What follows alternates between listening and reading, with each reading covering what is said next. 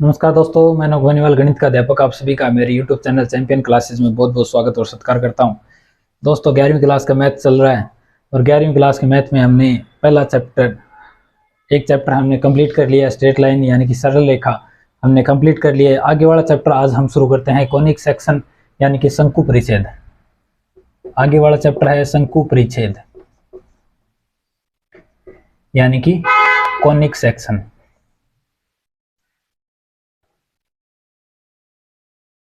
Conic section दोस्तों बिल्कुल basic से काम करवा रहा हूं, यानी कि प्रत्येक जो टॉपिक है उसको एकदम अच्छे से क्लियर करवा के और आगे मैं क्वेश्चन करवा रहा हूं। तो आज हम कॉनिक सेक्शन यानी कि शंकु परिच्छेद शुरू करने जा रहे हैं। शंकु परिच्छेद का मैं पहले बिल्कुल अच्छे से बेसिक से काम करवाऊंगा। पहले बताऊंगा कि शंकु परिच्छेद किसे कहते हैं, शंकु परिच्छेद की कंडीशन क्या होती है, उसके द्वारा कौन कौन सी हम चीजें बना सकते हैं। उसके बाद में वर्त, परवलय, दीर्घवृत्त, इस प्रकार की चीजें हम पढ़ेंगे। दोस्तों पहले हम देखते हैं कि ये वर्त परवलय किस प्रकार से हम निकालते कैसे हैं, उसके बाद में हम आगे इसको पढ़ेंगे, यानी कि शंकु परिच्छेद किस प्रकार से निकालते हैं। तो शंकु परिच्छेद को परिभाषित करने के लिए मैं आपको पहले बता दूं कि मान लो कोई रेखा L है, मान लो कोई रेखा, एक रेखा L हमने ले ली और कोई दूसरी रेखा M इस प्रकार से लेते हैं, कोई दूसरी रेखा M इस प्रकार से लेते हैं, जो इस अक्ष, इसको मान लीजिए अक्ष मान लेते हैं। रेखा L हमने ली है और इसको हम क्या मान लेते हैं, L को अक्ष मान लेते हैं, और ये रेखा M ली है हमने, इसको मान लेते हैं जनक। इसको क्या बोलते हैं, जनक बोलते हैं। दोस्तों एक रेखा L है वो M के साथ में मान लीजिए अल्फा कोण बनाती है। एक रेखा L है वो दूसरी रेखा के साथ में M के साथ में अल्फा कोण बनाती है। तो यहां से हम क्या करेंगे, और जहां पे ये बिंदु काटती है उसको बिंदु V दे देंगे, ठीक है, उसको मान लीजिए नाम दे दिया V। अब हम क्या करेंगे, इस रेखा L को तो स्थिर रखेंगे, क्योंकि स्थिर रखेंगे तो इसलिए क्या है, अक्ष है, यानी कि अक्ष के सापेक्ष हम दूसरी रेखा को क्या करेंगे, चारों ओर घुमाएंगे। दोस्तों ठीक है, चारों ओर घुमाएंगे तो हमारे पास कौन सी आकृति बन जाएगी, इस प्रकार से अल्फा कोण से घुमाएंगे तो M रेखा को इसी प्रकार से काटते हुए L रेखा के चारों ओर घुमाएंगे तो हमारे पास इस प्रकार से डमरू जैसी आकृति बन जाएगी। दोस्तों इस प्रकार से किस प्रकार की आकृति बन जाएगी, डमरू जैसी आकृति हमारे पास प्राप्त हो जाएगी। दोस्तों ठीक है, ये हमारे पास डमरू जैसी आकृति हमें प्राप्त होगी। दोस्तों इसी को हम क्या बोलते हैं, लंबवर्तीय द्विशंकु बोलते हैं। इस आकृति को क्या बोलते हैं दोस्तों, लंबवर्तीय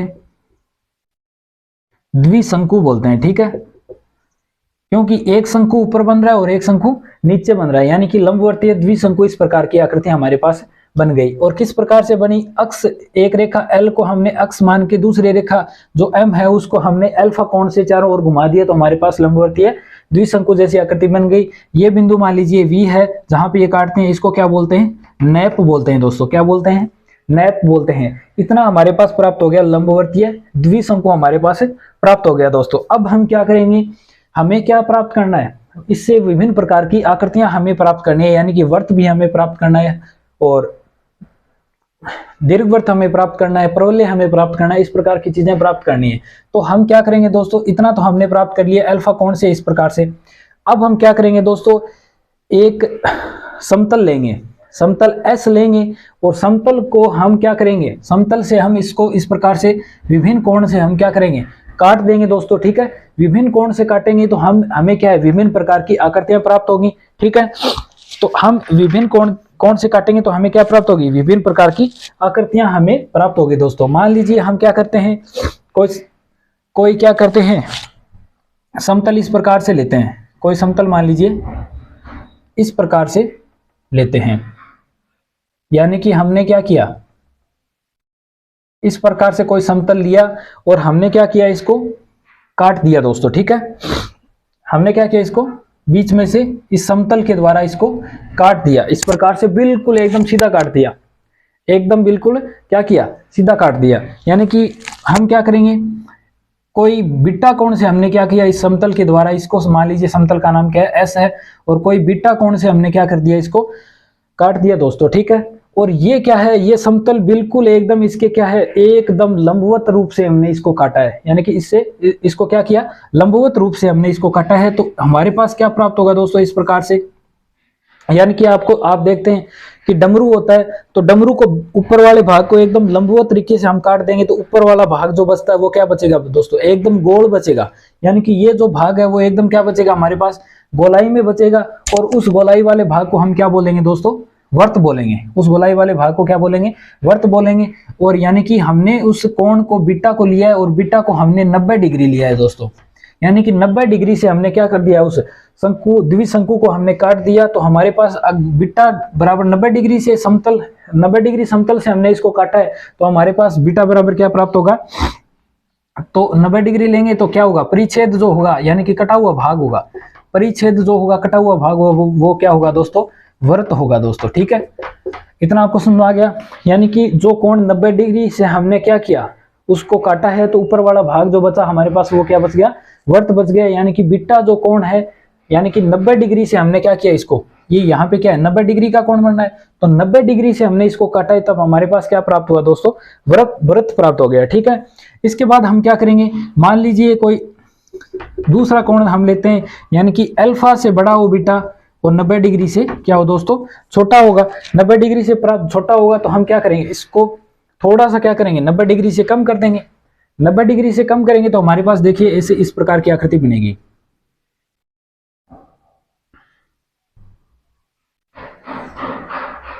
इस प्रकार की है। और हम क्या करेंगे इसको, ये मान लीजिए अक्ष है, एल है, ठीक है, और ये अल्फा है।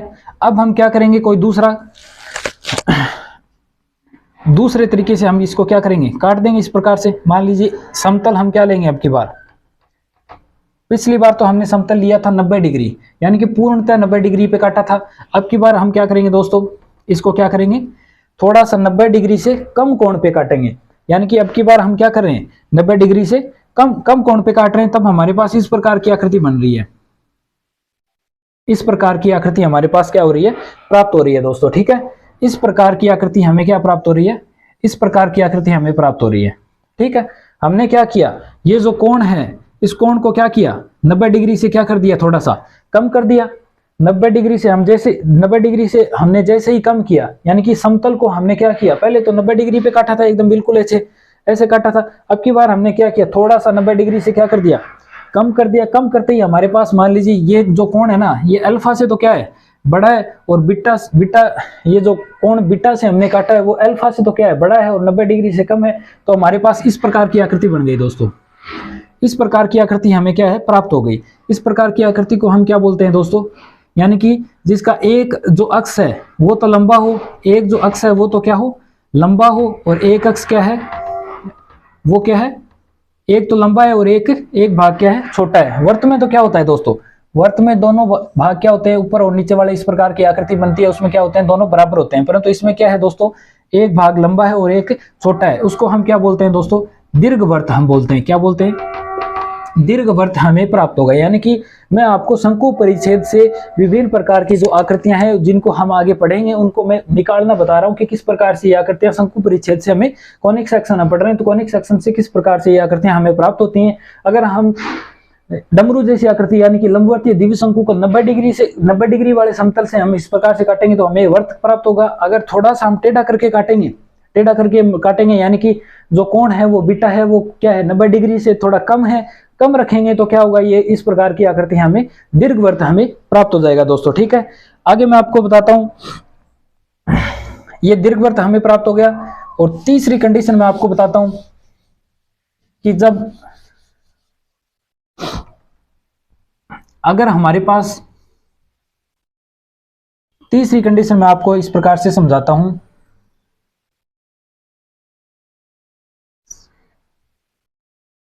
ये अक्ष है और ये अक्ष क्या है, अल्फा कोण बनाती है। हम अब की बार क्या करेंगे दोस्तों, हम बिल्कुल क्या करेंगे, इसको बिल्कुल अल्फा जितने कोण से काटेंगे, समतल से बिल्कुल अल्फा जितने वाले कोण से हम क्या करेंगे, इसको काट देंगे दोस्तों। ठीक है, अब की बार कोण क्या रखेंगे दोस्तों, एकदम जितना कोण अल्फा है ना ये उतना ही कोण क्या होगा दोस्तों, बीटा हम यहां से लेंगे, उतना ही कोण क्या लेंगे, बीटा लेंगे। यानी कि अल्फा और बीटा जितना कोण है, यानी कि जो अक्ष है एल वो एम के साथ जितना कोण अल्फा बनाते हैं उतने ही कोण से हम किसी समतल को लेके उसको काट देंगे, उतने ही बिल्कुल बराबर कोण से, यानी कि अल्फा बराबर हम क्या लेंगे, बीटा लेंगे। अल्फा बराबर बीटा लेंगे तो हमारे पास कौन सी आकृति प्राप्त होगी दोस्तों,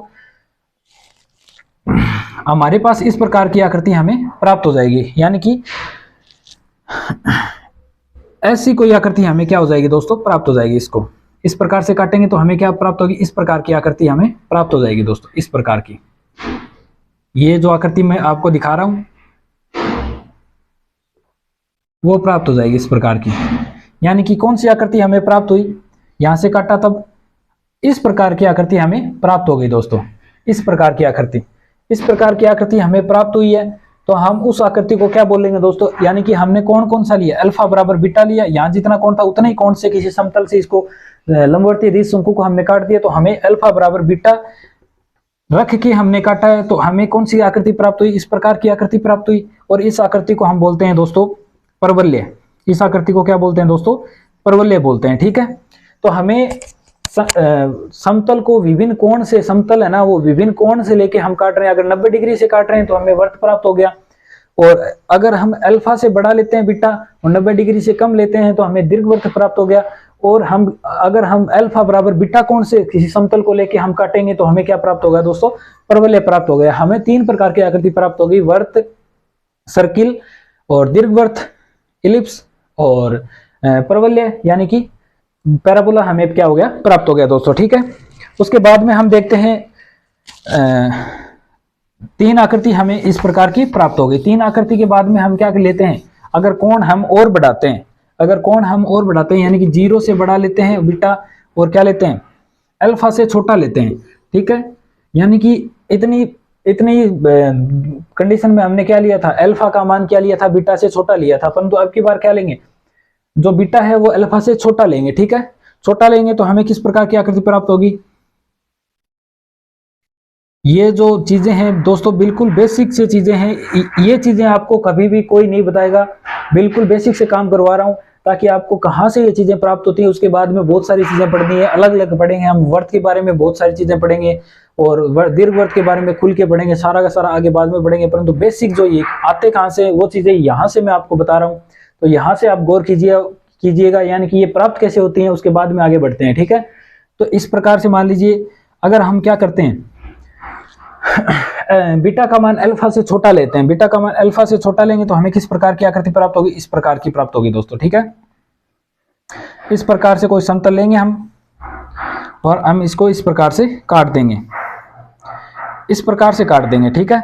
इस प्रकार से काटेंगे तो हमें किस प्रकार की प्राप्त होगी, यानी कि आधा तो नीचे से कटेगा इस प्रकार से और आधा ऊपर से कटेगा दोस्तों, इस प्रकार से, यानी कि इस प्रकार से कटेगा दोस्तों, ठीक है। यानी कि आधा तो लंबवर्तीय शंकु है, पहले तो हम क्या कर रहे थे, लंबवर्तीय शंकु का ऊपर वाला भाग काट रहे थे। जब हम बीटा का मान है ना वो अल्फा से छोटा कर देंगे, अल्फा से छोटा कर देंगे तो ये आधा भाग ऊपर वाला कटेगा, आधा भाग नीचे वाला कटेगा, यानी कि आधा इस प्रकार से प्राप्त हो गया और आधा इस प्रकार से प्राप्त हो गया। इस प्रकार की आकृति हमें जो प्राप्त होगी उसको हम क्या बोलेंगे दोस्तों, अति परवलय बोलेंगे। इसको क्या बोलेंगे, अति परवलय। यानी कि 4 आकृतियां हमारे पास प्राप्त हो गई। मैंने आपको चारों आकृतियां काट के बता दी और थीटा कोण पे किस प्रकार से निर्भर करती हैं। जब हम बीटा का मान 90 डिग्री ले रहे थे तब वर्त बन रहा था, जब हम बीटा का मान क्या कर रहे थे, 90 डिग्री से कम कर रहे थे और अल्फा से बड़ा रख रहे थे, तब हमारे पास दीर्घवृत्त प्राप्त हो गया था। उसके बाद में हम क्या कर रहे हैं यहाँ पे, उसके बाद में हमने क्या किया, बीटा का मान अल्फा और बीटा का मान बराबर किया, दोनों को बराबर करते ही हमारे पास क्या प्राप्त हो गया था, परवलय प्राप्त हो गया था। और यहाँ पे हमने क्या किया, बीटा का मान अल्फा से छोटा किया, छोटा करते ही हमारे पास क्या प्राप्त हुआ है, अति परवलय। 4 प्रकार की आकृतियां हमें प्राप्त हो गई दोस्तों, ठीक है। और यहां से अब ये तो हमने क्या किया, समतल से शंकु को हमने काटा था। अब की बार हम क्या करेंगे, बिल्कुल बीच से काटेंगे, तब हमारे पास कौन कौन सी आकृति प्राप्त होगी वो हम देखते हैं। 4 कंडीशन, 4 केस थे, वो मैंने आपको बता दिए। यानी कि अल्फा और बीटा के मध्य किस प्रकार की, जो हम क्या करते हैं, अल्फा का मान और बीटा का मान घटाते बढ़ाते हैं तो किस प्रकार की आकृति हमें प्राप्त हो रही है वो हमने देख ली। यानी कि हमने क्या देखा था इतनी देर, अगर अल्फा बराबर बीटा है तो हमारे पास क्या प्राप्त हो रहा था, परवलय प्राप्त हो रहा था, ठीक है। इतनी देर क्या प्राप्त हो रहा था, अगर बीटा का मान हमने 90 डिग्री लिया था तब हमें वर्त प्राप्त हुआ था, ठीक है। और अगर हम क्या करें, अल्फा का मान, बीटा का मान अल्फा से तो क्या ले रहे हैं, बड़ा ले रहे हैं और 90 डिग्री से छोटा ले रहे हैं, तब हमें दीर्घवृत्त प्राप्त हुआ था दोस्तों, ठीक है। और फिर हमने क्या किया था, बीटा का मान क्या लिया था, अल्फा से बड़ा लिया था, ठीक है, अल्फा से बड़ा लिया था, तब हमें क्या प्राप्त हो गया था, अति परवलय प्राप्त हुआ था दोस्तों, ठीक है। यानी कि कोण के आधार पर क्या कंडीशन, 4 कंडीशन हमारे पास, 1 2 3 और 4 कंडीशन हमें कोण के आधार पर हमारे पास प्राप्त हुई थी। यानी कि अल्फा बराबर बीटा था, परवलय था, बीटा बराबर 90 डिग्री वर्त था, इस प्रकार की आकृतियां थी, तो हमें 4 प्रकार के कंडीशन हमें प्राप्त हो गई, ठीक है। उसके बाद में हम देखते हैं अपभ्रष्ट शंकु परिच्छेद, यानी कि अपभ्रष्ट किस प्रकार से करेंगे, यानी कि डीजनरेटेड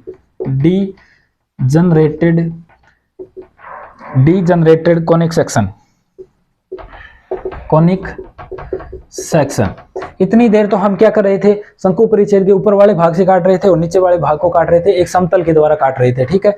अब हम क्या करेंगे, उसी प्रकार से हम क्या लेंगे, लंबवर्तीय शंकु परिच्छेद लेंगे,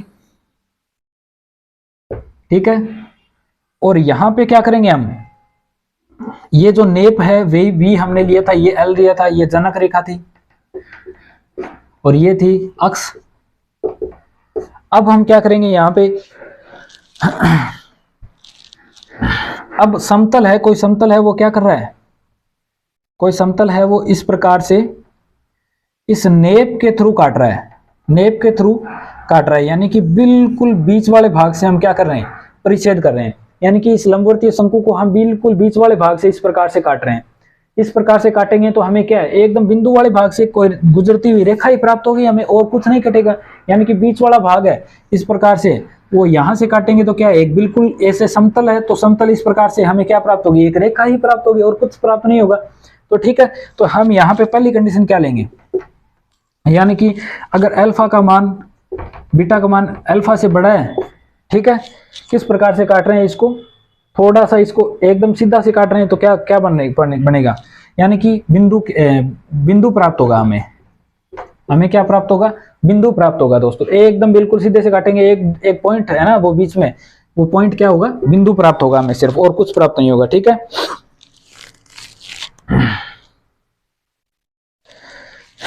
अगर हम बीटा बराबर अल्फा लेते हैं, 2 नंबर बीटा बराबर अल्फा, अब यहां से पहले तो हम क्या ले रहे थे, इस प्रकार से एकदम बिंदु है वो एकदम इस प्रकार से, अल्फा का मान बीटा का मान अल्फा से, ये जो अल्फा है और बीटा का मान जो इस प्रकार से समतल काट रहे हैं वो क्या है, 90 डिग्री से छोटा और अल्फा से बड़ा ले रहे थे, तब हमें क्या है, बिंदु रूप प्राप्त हो रहा था, ये बिंदु रूप प्राप्त हो गया। अगर हम इस प्रकार से काटें इसको, इसके थ्रू काटें, यानी कि इस प्रकार से कोई समतल, इसको इस प्रकार से अगर हम लेंगे, यानी कि बिल्कुल अल्फा बराबर बीटा लेंगे, समतल काटने वाला जो समतल है वो क्या लेंगे, बिल्कुल अल्फा बराबर बीटा, यानी कि ये जो अल्फा है वो रेखा भी क्या है, बीटा, यानी कि ये जो कोण है, ये जो रेखा है जनक रेखा के बिल्कुल एकदम बराबर लेके हम समतल को इस प्रकार से रख के काटेंगे, तो हमें क्या प्राप्त होगी दोस्तों, एक रेखा प्राप्त होगी, ठीक है। बिल्कुल बराबर लेके काटेंगे तो हमें क्या प्राप्त होगी दोस्तों, क्या लिया, बीटा बराबर अल्फा लिया, तो हमें क्या प्राप्त होगी, रेखा। अब की बार हम क्या है, नेप से होके गुजार रहे हैं, समतल को नेप से, है ना, ये जो मूल बिंदु है वहां से होकर गुजार रहे हैं, ठीक है। पहली बार हमने क्या लिया, अगर हम उस समतल को नेप से होकर गुजारते हैं, ये क्या है बिंदु, ये बिंदु मैंने आपको क्या बताया था, जहां पे ये दोनों रेखाएं काटती है नेप कहलाता है, और नेप से होकर गुजार रहे हैं। अगर समतल है ना, समतल है उसका कोण है वो बीटा है, बीटा कोण है ना वो अगर अल्फा से बड़ा 90 डिग्री छोटा है, तो क्या प्राप्त होगा, हमें बिंदु प्राप्त होगा। और बीटा बराबर अल्फा है, यानी कि ये जो जनक रेखा है उसके बिल्कुल समांतर हम रख के हम काटेंगे तो हमें क्या प्राप्त होगी, बिल्कुल इस प्रकार की रेखा प्राप्त होगी, यानी कि बीटा बराबर अल्फा होगा तो हमें क्या प्राप्त होगा, रेखा प्राप्त होगी। उसके बाद में अगर 3 नंबर कंडीशन है हमारे पास, 0 से बड़ा है बीटा और अल्फा से छोटा है, 0 से बड़ा है बीटा और अल्फा से छोटा है, तो तब हमारे पास क्या होगी, एकदम बिल्कुल अंदर से रख के काटेंगे, तो थोड़ा सा इधर रख के काटेंगे तो हमारे पास क्या प्राप्त होगा, एक सरल रेखा युगम प्राप्त होगा दोस्तों, सरल रेखा युगम प्राप्त होगा, ठीक है। तो यहां से मैंने आपको बता दिया कि पहले हमने क्या बनाया, लंबवर्तीय द्विशंकु बनाया, लंबवर्तीय द्विशंकु बना के हमने क्या किया, उसको समतल के द्वारा काटा, समतल के द्वारा काटा था तो हमें 4 कंडीशन पहले प्राप्त हुई थी। और अब की बार भी हमें 3 कंडीशन प्राप्त हुई है। अगर हम नैप से होकर गुजारते हुए समतल को काटते हैं तो किस प्रकार से प्राप्त होगी, बिंदु प्राप्त होगा, रेखा प्राप्त होगी और सरल रेखा प्राप्त होगा। दोस्तों इतना आपको समझ में आ गया होगा कि शंकु परिच्छेद को किस प्रकार से परिच्छेद करते हैं, काटते हैं, और किस प्रकार से हमें आकृतियां प्राप्त होगी, कब बिंदु प्राप्त होता है, कब सरल रेखा प्राप्त होती है, बिंदु कब प्राप्त होता है। जब किसी नैप से होते हुए काटते हैं तब हमें बिंदु प्राप्त होता है, अल्फा का मान, बीटा का मान अल्फा से बड़ा और 90 डिग्री से कम होता है, हमें बिंदु प्राप्त होता है। और नैप से होकर नहीं गुजर रहा था तब उस कंडीशन में हमारे पास यहाँ पे क्या प्राप्त हो रहा था, दीर्घवृत्त प्राप्त हो रहा था। दोस्तों ठीक है, तो ये 2 कंडीशन मैंने आपको बताई, अच्छे से आपको समझ में आ गई होगी किस प्रकार से शंकु परिच्छेद होता है। कॉनिक सेक्शन आपको समझ में आ गया होगा, बिल्कुल बेसिक से करवाया, इतना तो क्या है बिल्कुल बेसिक है, किस प्रकार से आकृतियां हमें प्राप्त होती है। आगे हम इसको और आगे पढ़ते हैं और आगे हम देखते हैं कि किस प्रकार से शंकु परिच्छेद काम करता है और उत्केंद्रता क्या होती है, इसेंट्रिसिटी क्या होती है, ठीक है, और व्यापक समीकरण क्या होती है, वो हम आगे देखते हैं। आगे हम देखते हैं कि मान लीजिए कोई स्थिर रेखा L है, ठीक है, और जिसको हम क्या बोलेंगे, नियता। स्थिर रेखा L है उसको नियता बोलेंगे।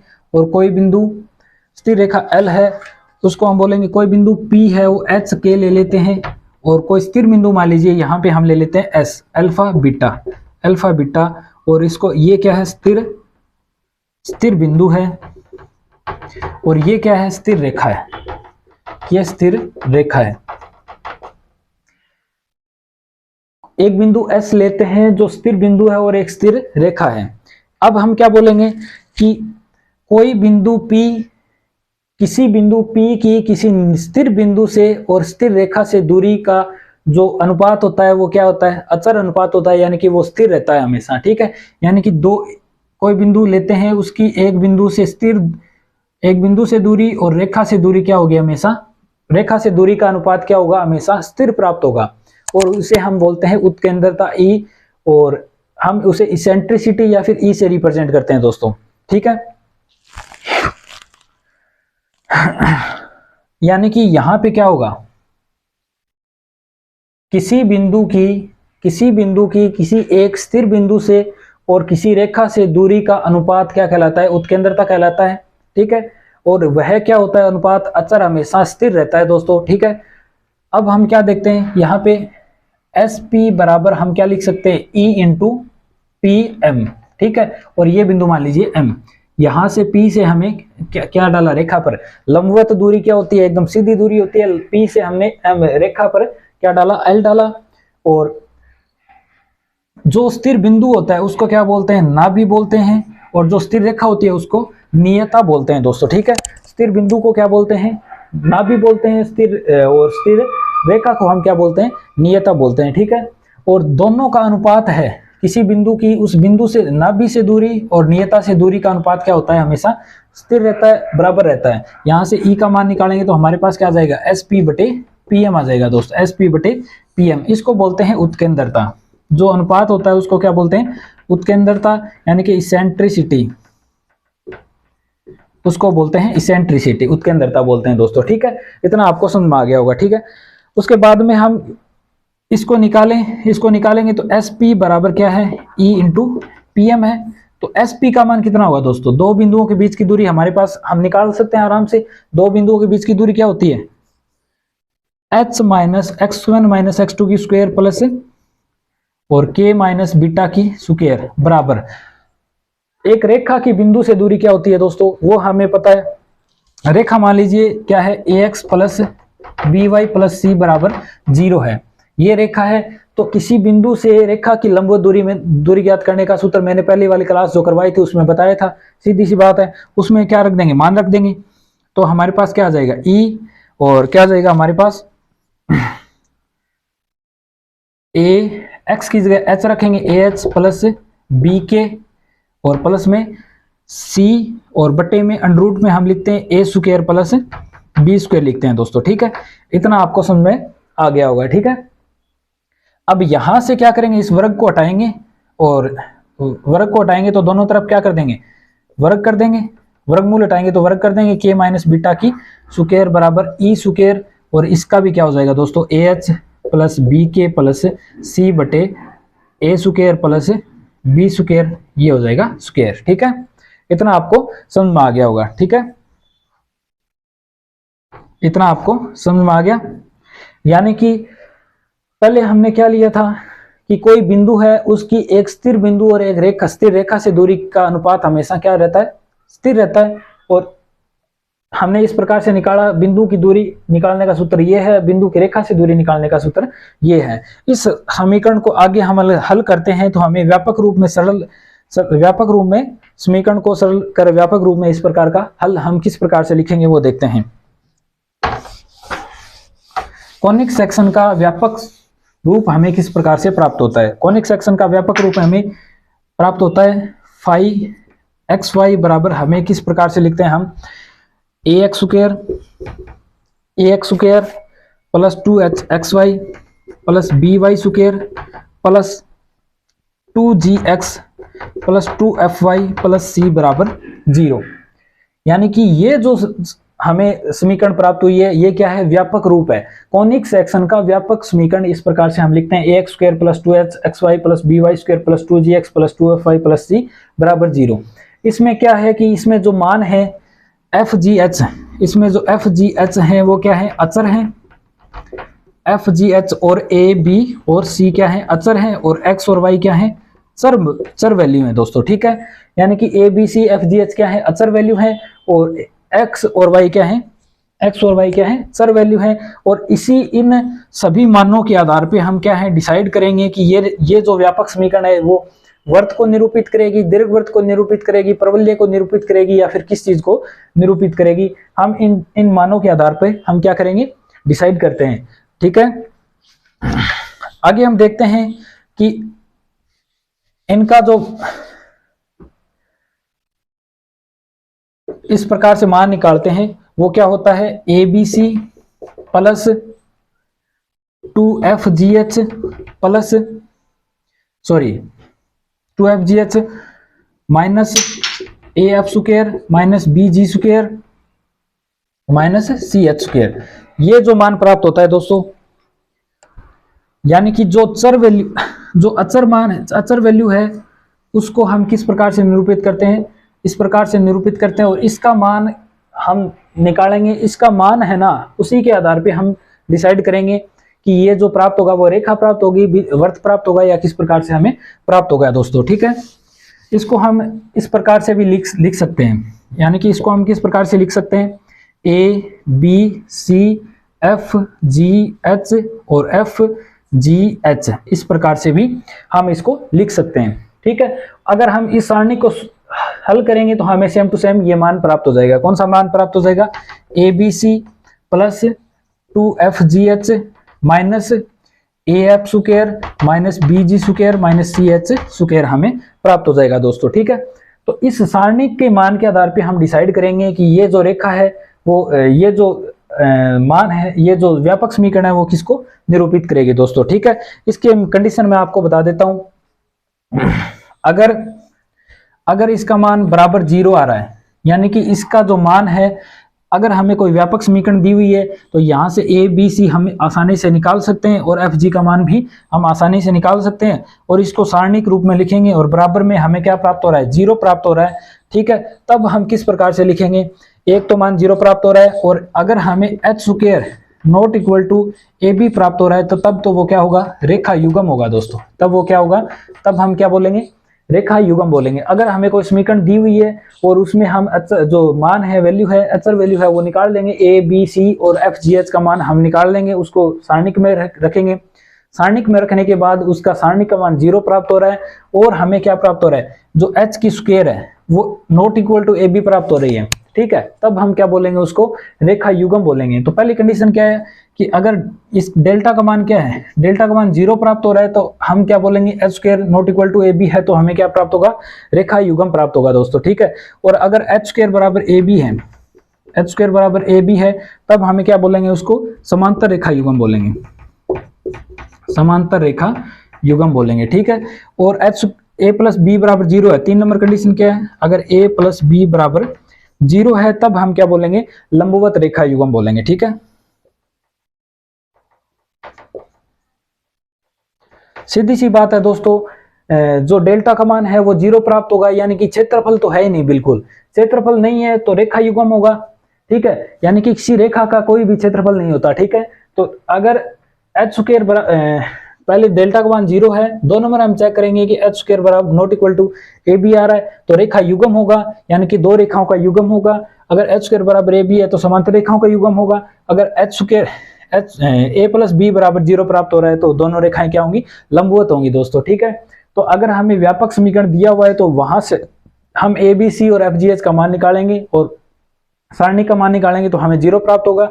वहां से उसके बाद में हम चेक करेंगे कि अगर 0 प्राप्त हो रहा है और H square not equal to A B है तो वो क्या होगा, एक रेखा युग्म होगा। एच स्क्वायर बराबर ए बी है तो समांतर रेखा युग्म होगा, और अगर ए प्लस बी बराबर 0 है तो वो लंबवत रेखा युग्म होगा दोस्तों। ठीक है, तो इतना आपको समझ में आ गया होगा। आगे मैं आपको बताता हूं, आगे हम देखते हैं कि अगर क्या हो हमारे पास कि डेल्टा का मान not equal to 0। 2 number condition में आपको बताता हूं कि डेल्टा का मान अगर नॉट इक्वल टू 0 है तब कौन कौन सी कंडीशन बनेगी दोस्तों। यानी कि डेल्टा का मान नॉट इक्वल टू 0 है और पहली कंडीशन क्या है, ए बराबर बी है और एच बराबर 0 है। यानी कि ए और बी क्या है दोस्तों, ए और बी क्या है, व्यापक समीकरण में बराबर है।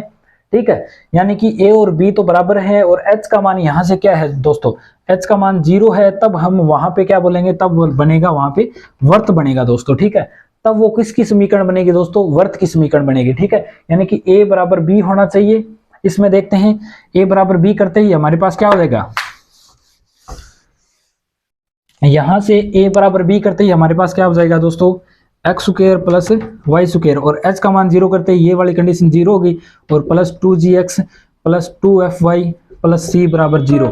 ये जो समीकरण हमें प्राप्त हो गई वो समीकरण क्या कहलाती है, वर्त की समीकरण कहलाएगी दोस्तों। ठीक है, ये समीकरण क्या कहलाएगी दोस्तों, वर्त की समीकरण बन जाएगी। ठीक है, इसके बाद में हम देखते हैं अगर एच स्क्वायर बराबर ए बी है, 2 नंबर कंडीशन हमारे पास क्या है, 2 नंबर कंडीशन क्या है हमारे पास, एच स्क्वायर बराबर ए बी है। एच स्क्वायर बराबर ए बी है, तब हमारे पास कौन क्या बनेगा दोस्तों, परवलय बनेगा, परवलय की समीकरण बनेगी।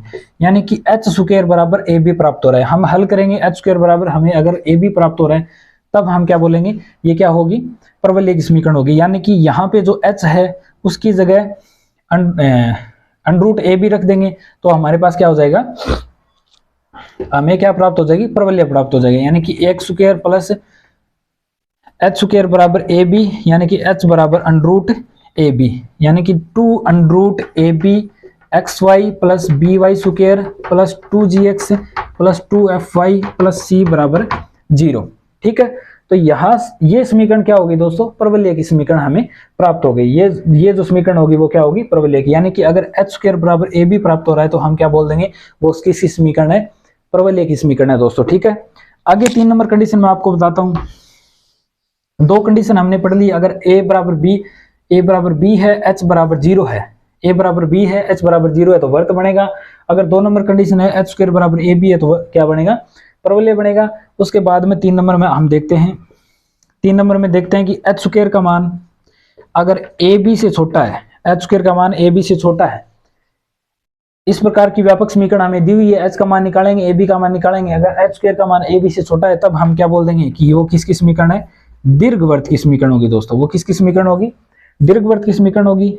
4 नंबर कंडीशन में आपको बताता हूं, अगर एच स्क्वायर बड़ा है ए बी से तब वो क्या बनेगा दोस्तों, अति परवलय बनेगा। तब क्या बनेगा, अति परवलय की स्थिति होगी दोस्तों। ठीक है, और आगे की कंडीशन 5 नंबर कंडीशन है, एच स्क्वायर बड़ा हो ए बी से और साथ में क्या हो, a प्लस बी बराबर क्या हो, 0 हो, तो क्या बनेगा दोस्तों, आयतीय अति परवलय बनेगा, आयतीय अति परवलय बनेगा दोस्तों। ठीक है, इतना आपको समझ में आ गया होगा। मैंने कितनी कंडीशन करवाई, 5 कंडीशन करवाई है। 3 कंडीशन मैंने पहले करवाई थी जब डेल का मान 0 था, तब हम क्या देख रहे थे, यानी कि रेखा युग्म प्राप्त हो रहा था, लंबवत रेखा प्राप्त हो रही थी, समांतर रेखा प्राप्त हो रही थी। इस प्रकार की 3 कंडीशन मैंने पहले करवाई थी। और 5 कंडीशन, अगर डेल का मान 0 नहीं है तो 5 कंडीशन ये इस प्रकार से, डेल का मान 0 नहीं है, ए बराबर बी है तो एच बराबर 0 है तो वर्त बनेगा, एच स्क्वायर बराबर ए बी है तो परवलय बनेगा, एच स्क्वायर का मान ए बी से छोटा है तो दीर्घवृत्त बनेगा, एच स्क्वायर का मान ए बी से बड़ा है तो अति परवलय बनेगा, और एच स्क्वायर का मान ए बी से बड़ा है, ठीक है, और a प्लस बी बराबर 0 है, तो आयतीय अतिपरवलय बनेगा हमारे पास दोस्तों, ठीक है। तो हमने आज शंकु परिच्छेद में विभिन्न प्रकार की कंडीशन पढ़ी, यानी कि किस कंडीशन में कौन सी आकृति हमें प्राप्त होती है वो पढ़ा हमने, ठीक है। तो आज के लिए दोस्तों आज के लिए इतना ही, आगे पढ़ते हैं आगे वाली क्लास में, और कुछ क्वेश्चन भी आगे वाली क्लास में करेंगे। अगर आपको क्लास मेरी पसंद आ रही है तो प्लीज़ लाइक शेयर और सब्सक्राइब जरूर कर लें, ताकि आपको डेली क्लास मिलती रहे। बहुत बहुत धन्यवाद दोस्तों।